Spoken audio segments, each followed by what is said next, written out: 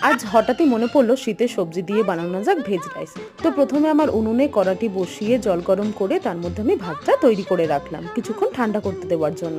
তারপরে একে একে আমি গাজর, বিন কড়াই, মটরশুঁটি, বাঁধাকপি ছোট ছোট করে কেটে নিয়ে কড়াটি বসিয়ে তার মধ্যে সাদা তেল গরম করে কালো সর্ষে, শুকনো লঙ্কা এবং তেজপাতা ফোড়ন দিয়ে ভালো করে ভেজে নিলাম।